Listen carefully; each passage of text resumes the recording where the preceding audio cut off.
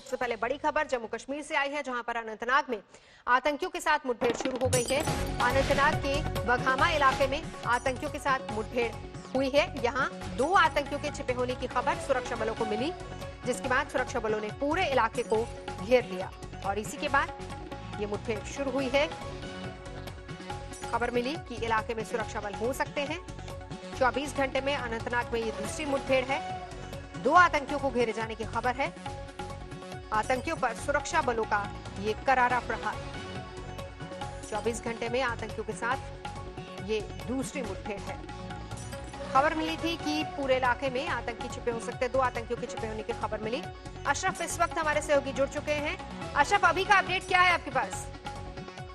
नवजोत, दरअसल सुबह सुबह ये मुठभेड़ शुरू हुई जब सुरक्षा बलों को खबर मिली थी कि वाघामा, जो कि बीजबिहाड़ा के पास पड़ता है, वहां पर कुछ मिलिटेंट छुपे हैं। यहां तक की खबर ये थी कि जो 2 दिन पहले सीआरपीएफ पर हमला हुआ था बीजबिहाड़ा में, जो उसमें मुलविस आतंकी है वही फंसा हुआ है एक घर के भीतर।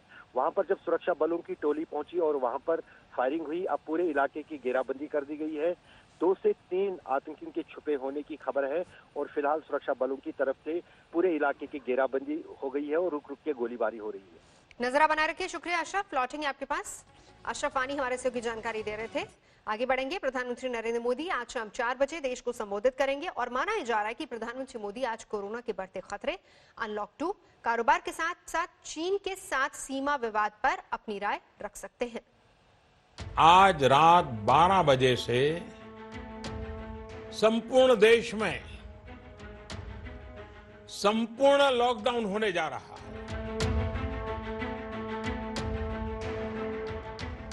संकट और संक्रमण के इस दौर में देश प्रधानमंत्री की तरफ देख रहा है कि वो मुसीबतों से पार पाने के लिए क्या रास्ता सुझाते हैं। आज शाम 4 बजे जब प्रधानमंत्री देश के नाम संबोधन देंगे तो हर कोई सोच रहा है कि मोदी किस मुद्दे पर बोलेंगे। आज हम एक बहुत अहम मोड़ पर खड़े हैं। उनकी प्राथमिकता क्या होगी? एलएसी पर लगातार गुस्ताखी कर रहे चीन को रास्ते पर लाने के लिए मोदी कोई प्लान पेश करेंगे? ये सवाल इसलिए उठ रहा है क्योंकि पीएम मोदी के संबोधन से एक दिन पहले ही भारत सरकार ने बहुत बड़ा फैसला किया है। भारत ने चीन के 59 ऐप्स पर बैन लगा दिया है।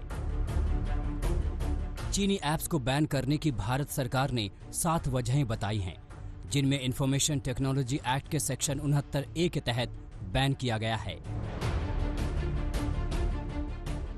इनसे भारत की सुरक्षा, संप्रभुता और एकता को खतरा बताया गया है। ऐप्स के जरिए 130 करोड़ भारतीयों के डेटा की सुरक्षा को खतरा बताया गया है। अवैध तरीके से यूजर का डेटा चोरी कर भारत के बाहर मौजूद सर्वर पर भेजा जा रहा था। इन ऐप से लोगों की प्राइवेसी को खतरा बताया गया है। संसद के अंदर और बाहर भी इन ऐप्स को लेकर चिंताएं जाहिर की गई थी। पेटीएम के विजय शेखर शर्मा ने भारत सरकार के कदम की खुली तारीफ की है। हालांकि पेटीएम में चीनी कंपनी अलीबाबा की बड़ी हिस्सेदारी है। कांग्रेस सांसद शशि थरूर ने चीनी ऐप्स पर बैन की तारीफ करते हुए ट्वीट किया कि मैंने संसद में चीनी मोबाइल ऐप्स के खतरे का मुद्दा उठाया था। मैं मंत्रालय से बैन के बारे में विस्तार से जानना चाहता हूं। साथ में देश के लिए अधिक सुरक्षित वैकल्पिक सेवाओं का सुझाव और प्रचार करने के लिए भी कहूंगा। वहीं झारखंड के मुख्यमंत्री हेमंत सोरेन ने कहा है कि सरकार ने बैन लगाने में देर कर दी। केंद्र सरकार ने निर्णय लिया होगा, कई निर्णय ले भी रही है और इसका असर और इसका प्रभाव अगर सही मायने में वो गलत है तो ये बातें मुझे लगता है सोचने में केंद्र सरकार ने विलंब कर दिया है। आज के संबोधन में क्या प्रधानमंत्री मोदी चीनी कंपनियों के टेंडर पर भी कुछ बोल सकते हैं? क्योंकि 15 जून को एलएसी पर हिंसक झड़प में भारत के जवानों की शहादत के बाद कई चीनी कंपनियों के टेंडर रद्द करने का फैसला किया गया है। रेलवे ने चीनी कंपनी के साथ 471 करोड़ का करार रद्द कर दिया है। बीएसएनएल ने 4G संसाधनों को अपग्रेड करने के लिए चीन के प्रोडक्ट्स के इस्तेमाल पर रोक लगाने का फैसला किया है। महाराष्ट्र सरकार ने चीनी कंपनी के साथ हुए 5020 करोड़ के एमओयू पर रोक लगा दी है। पटना में पुल निर्माण में साझेदार चीन की कंपनी का टेंडर रद्द कर दिया गया है, जिसे हल करने के लिए सैन्य और कूटनीतिक स्तर पर भारत सरकार चीन की घेराबंदी कर रहा है। ऐसे में क्या पीएम मोदी आज के संबोधन में चीन विवाद पर भी कोई बात रख सकते हैं? इन तमाम कयासों पर विराम तो शाम 4 बजे ही लग पाएगा, जब पीएम मोदी का राष्ट्र के नाम संबोधन होगा। मिलन शर्मा के साथ आज तक ब्यूरो।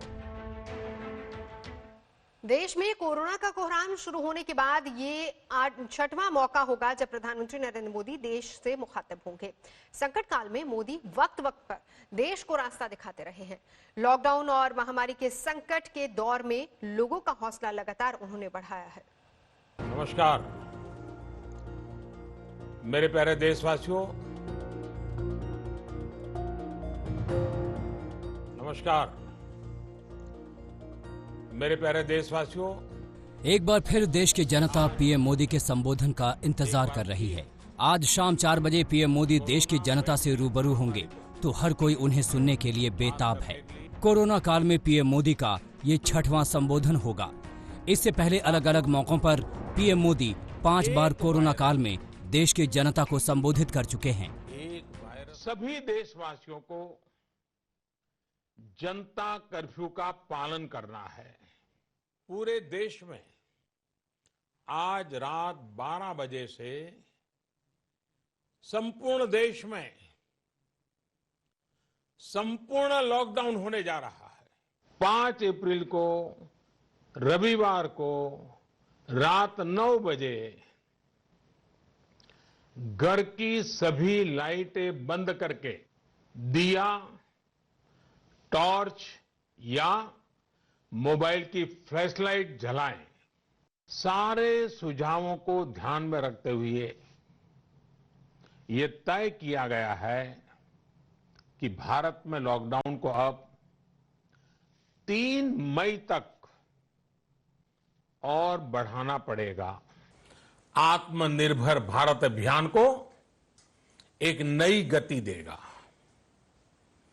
आत्मनिर्भर भारत के संकल्प को सिद्ध करने के लिए इस पैकेज में लैंड, लेबर, लिक्विडिटी और लॉज सभी पर बल दिया गया है। देश में जब कोरोना ने दस्तक दी थी और संकट बढ़ रहा था, संक्रमण का दौर बस शुरू ही हुआ था, तो पीएम मोदी ने पहली बार 19 मार्च को अपने पहले संबोधन में देशवासियों के लिए जनता कर्फ्यू का ऐलान किया था।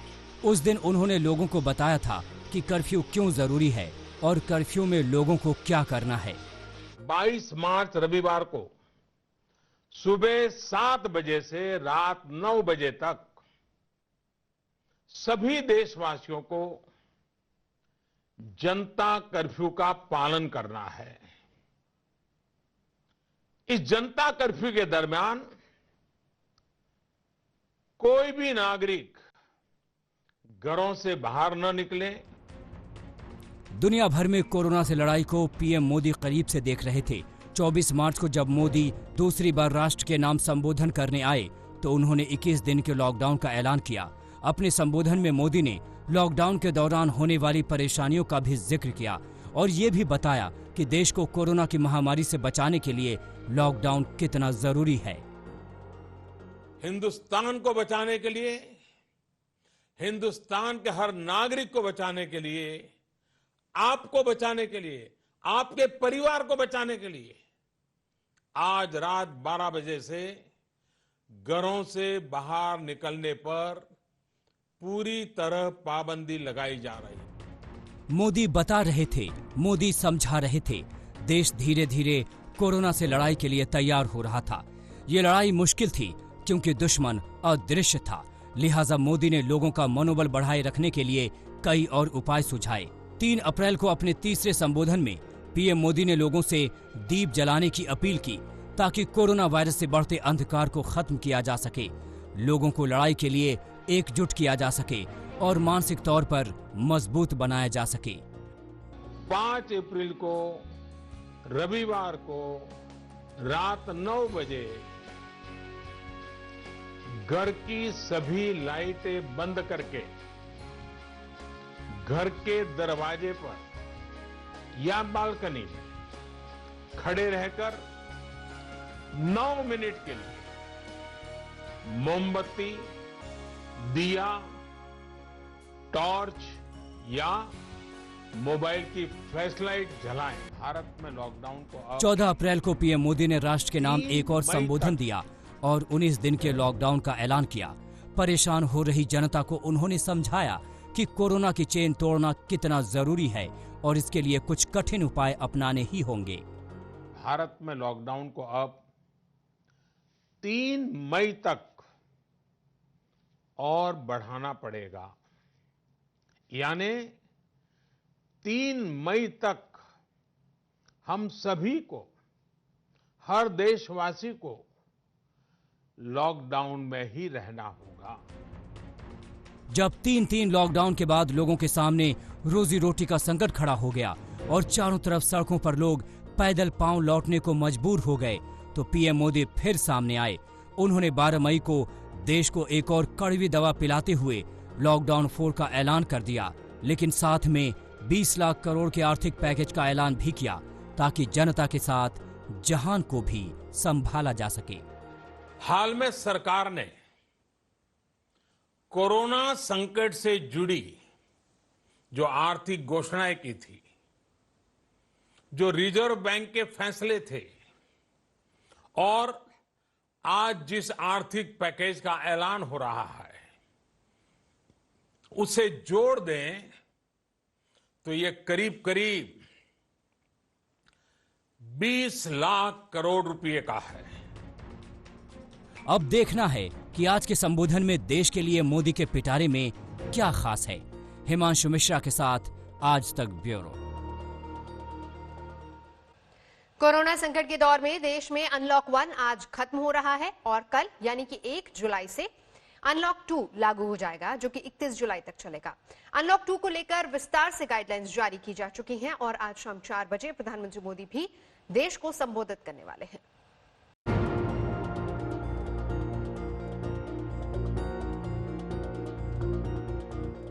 कोरोना संकट से देश की आगे की लड़ाई कैसी होगी, इसका खाका सामने आ चुका है।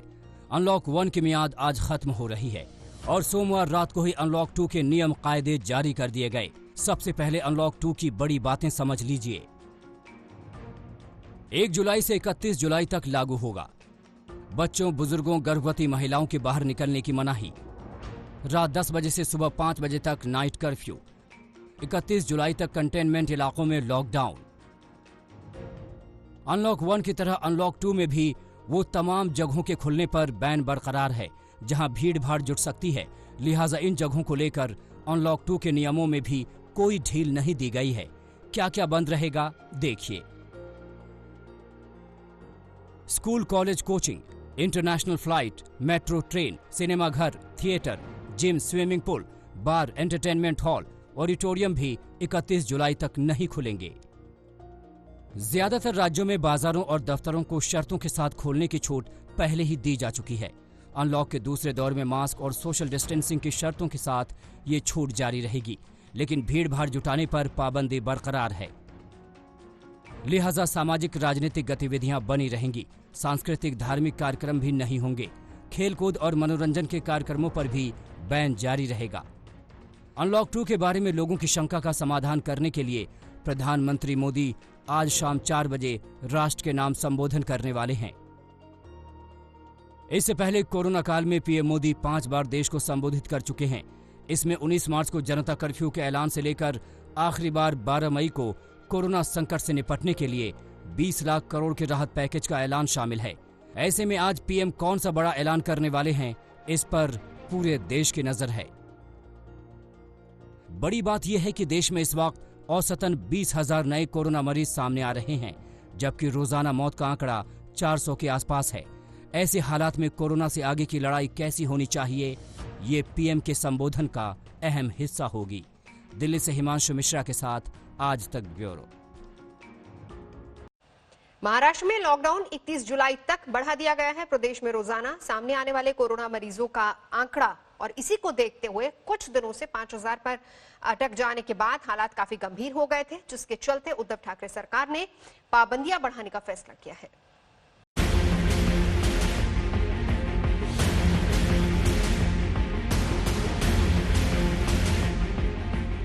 आंकड़े पहले ही बता रहे थे कि महाराष्ट्र की कोरोना से जंग बहुत भीषण है और जिस अंदाज में लड़ी जा रही है वैसे तो जीत पाने की गुंजाइश बेहद कम है। लिहाजा कोई बड़ा फैसला जरूरी था और आखिरकार उद्धव सरकार ने वो फैसला ले ही लिया।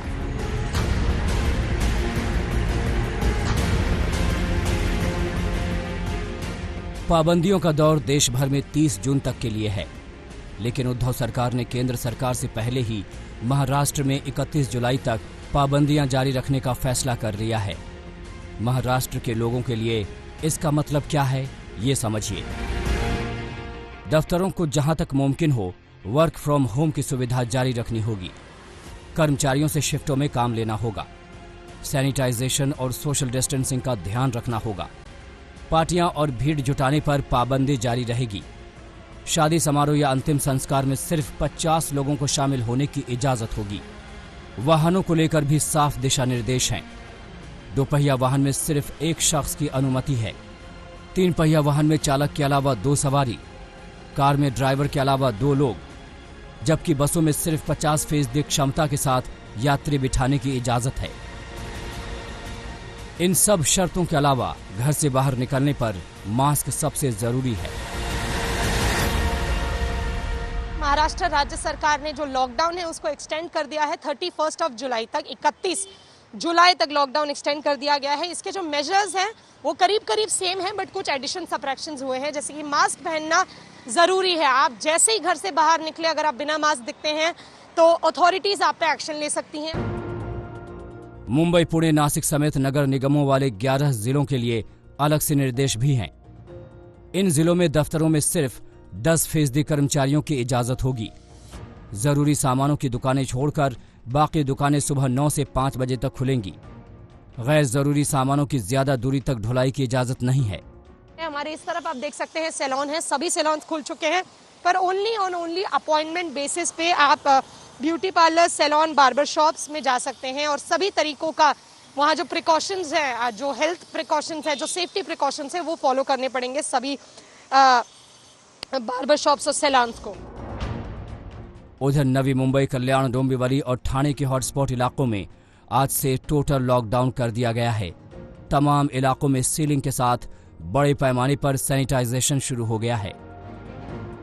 लेकिन यह तस्वीर देखकर यकीन करना मुश्किल है कि मुंबई में कोरोना मामले 75,000 के पार पहुंच चुके हैं। बहरहाल लॉकडाउन का नया आदेश निकलते ही मुंबई पुलिस हरकत में आई और बिना वाजिब वजह के बाहर निकलने वालों को वापस घर का रास्ता दिखाने लगी। क्योंकि यार कार्रवाई हुई है कि जो इसेंशियल सर्विसेज के बिना जो घर के बाहर निकल रहे हैं, जो अत्यावश्यक सेवाएं हैं उस सेवा के अगेंस्ट, मतलब जो भी सेवाएं हैं ऐसा कारण बता के जो घर के बाहर निकल रहे हैं बट उनका कोई काम नहीं है घर के बाहर निकलना, उन लोगों को जो है उसके ऊपर कार्रवाई हम कर रहे हैं। 31 मई के बाद के दौर को देश भर में अनलॉक का नाम दिया गया है, लेकिन उद्धव सरकार ने नियमों में कुछ फेरबदल के साथ इसे मिशन बिगिन अगेन यानी फिर से नई शुरुआत के मिशन का नाम दिया था। लेकिन कोरोना लिस्ट में टॉप पर बने हुए महाराष्ट्र के हालात तब ज्यादा संगीन दिखने लगे जब पिछले 4 दिनों से रोजाना नए मामलों का आंकड़ा 5,000 के पार जाने लगा। मुंबई से कमलेश सुतार और मुस्तफा के साथ आज तक bureau.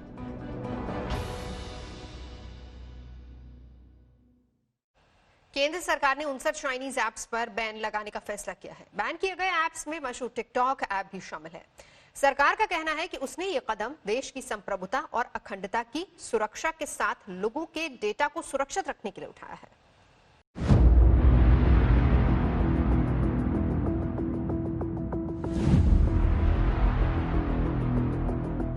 TikTok ban, UC browser ban, cam scanner ban. Modi सरकार ने चीन के ऐसे 59 ऐप पर बैन लगा दिया है। गलवान में 20 भारतीय जवानों की शहादत के लिए जिम्मेदार चीन के खिलाफ नरेंद्र मोदी सरकार ने बहुत बड़ा फैसला लिया है। इससे पहले भारतीय सुरक्षा एजेंसियों से चाइनीज ऐप की एक लिस्ट तैयार कर केंद्र सरकार से अपील की थी इनको बैन किया जाए या फिर लोगों को कहा जाए कि इनको तुरंत अपने मोबाइल से हटा दें। इसके पीछे दलील ये दी गई थी कि चीन भारतीय डेटा हैक कर सकता है। सरकार के फैसले की जद में जो चीनी ऐप आए हैं उनमें TikTok, Hello, Vigo, Likee, share it, Xender, UC browser, Baidu map, clash of king, DU battery saver, beauty plus, club factory, news dog, selfie city, virus cleaner, CM browser, you cam makeup, WeChat. Bharat सरकार द्वारा अभी 59 Chinese app को जो प्रतिबंध लगाया है, confederation of all India traders Bharat सरकार का और प्रधानमंत्री श्री मोदी का बहुत आभार व्यक्त करता है। हमारा जो चीनी वस्तुओं के बहिष्कार का कैंपेन है उसके लिए सरकार की ओर से बहुत बड़ा समर्थन है और अब और तेजी के साथ हम लोग पूरे देश के अंदर अपने इस अभियान को चलाएंगे और सरकार से ये भी आग्रह करेंगे कि जिन चीनी कंपनियों के साथ सरकार के कोई अनुबंध हुए हैं, चाहे वो केंद्र सरकार हो या राज्य सरकार हो, उन सभी अनुबंधों को भी रद्द किए गए। मोदी सरकार ने इस कदम से चीन को तगड़ा झटका दिया है। ये कदम आईटी एक्ट 2000 के मुताबिक उठाया गया है। इनमें से कई ऐप पर भारतीयों का डेटा चोरी करने का आरोप लग रहा था। वैसे भी चीन अंतर्राष्ट्रीय कंपनियों को अपने यहाँ किसी भी ऐप को चलने की इजाजत नहीं देता है। दूसरी तरफ वो चाहता है कि उसके ऐप पूरी दुनिया में इस्तेमाल किए जाएं। लेकिन मोदी सरकार ने तय कर लिया कि अब चीन की मनमानी किसी हाल में नहीं चलेगी। हर मोर्चे पर उसे जैसे को तैसे का जवाब दिया जाएगा। पूर्वी लद्दाख में सेना जहां चीन को मुंहतोड़ जवाब दे रही है, वहीं आर्थिक मोर्चे पर भी मोदी सरकार चीन के साथ दो दो हाथ कर रही है। इससे पहले सरकार ने चीन के साथ हुए कई करार रद्द कर दिए थे। इनमें से इंफ्रास्ट्रक्चर से जुड़ी परियोजनाएं भी शामिल हैं। राहुल श्रीवास्तव, दिल्ली, आज तक।